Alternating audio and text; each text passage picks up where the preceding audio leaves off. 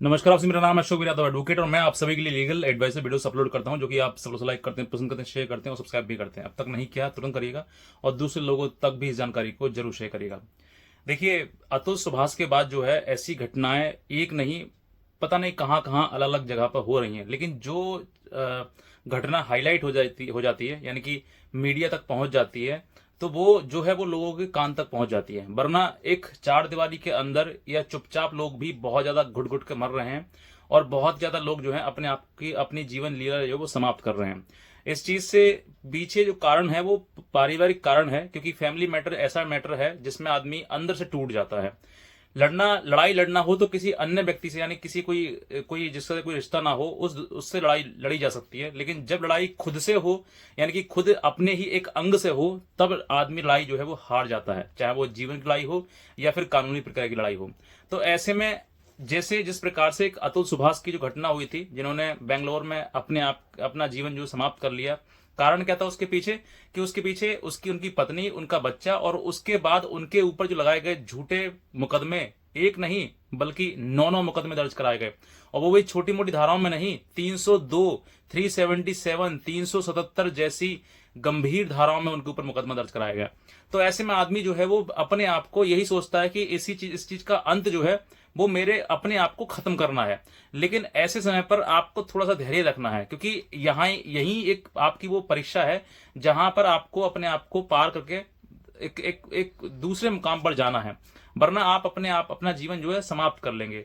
ऐसी ही घटना जो है एक हमारे सामने और आई, जो कि आपको झकझोर कर देगी, क्योंकि इसी तरह की घटनाएं, जैसी घटनाएं अतुल सुभाष के साथ में हुई, उसी प्रकार की घटना जो है इनके साथ हुई। ज्यादा समय भी नहीं हुआ शादी हुए, बस कुछ ही समय हुआ है और कुछ समय के बाद जो है इनका जीवन इतना अस्त व्यस्त हो गया। जो व्यक्ति अपना जीवन भर पढ़ाई करी हो, उसने जिसने अपने आप को सिर्फ अच्छे रास्ते पर ले जाने की कोशिश करी हो, उस व्यक्ति के ऊपर मुकदमा लगाना या फिर मुकदमे की धमकी देना एक अपने आप में बहुत ही कठोर कार्य है, क्योंकि यहाँ पर जो है व्यक्ति बहुत ही ज्यादा सॉफ्ट होता है, वो मानसिक स्थिति इतना नहीं गुजर पाता है जितना कि जो मुकदमा करने के बाद एक स्थिति आ जाती है।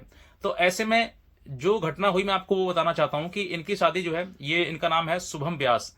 इनकी शादी अभी जनवरी में हुई थी 2024 में, और उसके बाद इनके पत्नी से विवाद हो गया और विवाद होने के बाद पत्नी जो है लगातार अपने मायके में रहने लगी और वहां से इनके ऊपर धमकी आने लगी। इनकी आप जो है जो करौली का जो मकान है, पुश्तैनी मकान है आपका, उस मकान को बेचो, नहीं तो हम आपके ऊपर मुकदमा दर्ज करा देंगे। इनकी सास, मतलब जो लड़की की माँ, दोनों मुकदमा दर्ज कराने की इनके ऊपर धमकी देती थी।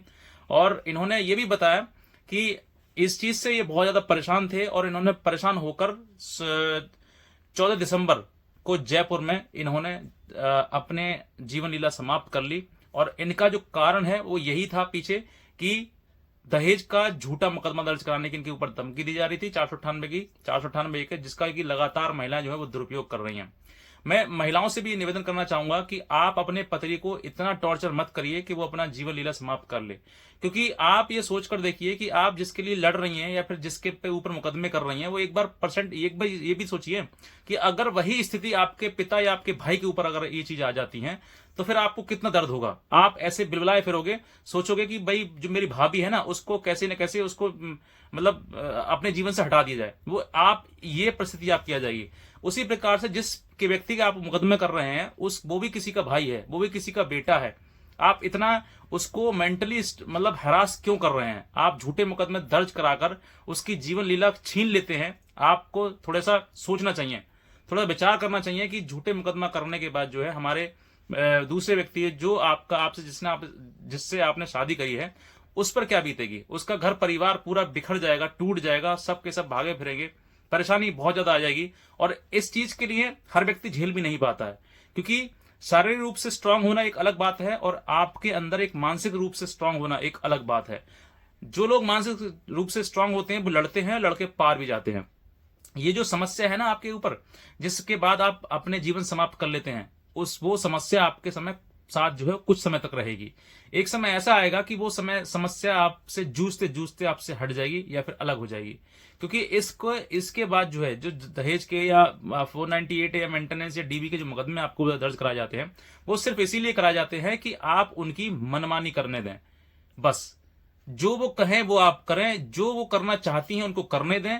आप किसी प्रकार की कोई रोक टोक, क्योंकि वो एक एक खुले वातावरण में जी है लड़की, तो वो जो है वो खुला ही चाहती है। वो ये नहीं चाहती है कि अब जो शादी के बाद मेरे ऊपर जो परिस्थिति आई है, जो एक जिम्मेदारी आई है, मुझे उसको निभाना चाहिए। बल्कि जब सास उसकी कहती है बेटा ऐसे करो, न उसकी कहती भाभी तुम ऐसे कर लो, तो वो उसको टॉर्च लगता है। उसको ये लगता है कि मेरे साथ में अन्याय हो रहा है, मैं न्याय के लिए कोर्ट में जाऊं, और फिर वहां पर वकील की सलाह से या फिर अपने घर परिवार या फिर उनके लोगों की सलाह से झूठे झूठे आरोप लगाकर मुकदमा दर्ज करवाती हैं। चाहे वो दहेज का हो, मेंटेनेंस का हो, डीवी का हो, या फिर 377 या 302 जैसे कि अतुल सुभाष के ऊपर लगाया गया, उस प्रकार से वो मुकदमा दर्ज कराती हैं और अपना सीना चौड़ा करके कोर्ट में खड़े होकर कहती है मुझे तो छोड़ दिया।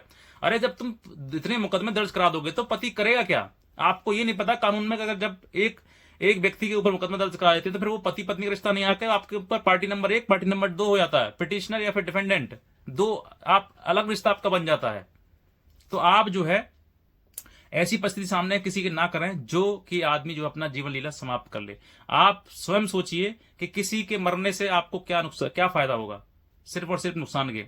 और कुछ महिलाएं जो हैं वो इतना अति कर देती हैं, इतनी अति कर देती हैं कि जिनको समझाना भी मतलब गलत है, क्योंकि उनकी मानसिक स्थिति ऐसी हो गई है कि कानून में जाओ, जो झूठा मर्जी वो लिखवाओ, आपको कानून में न्याय आपको मिलेगा ही। क्योंकि वो न्याय नहीं बल्कि कानून की आड़ में पुरुष के साथ में अन्याय करने जाती हैं।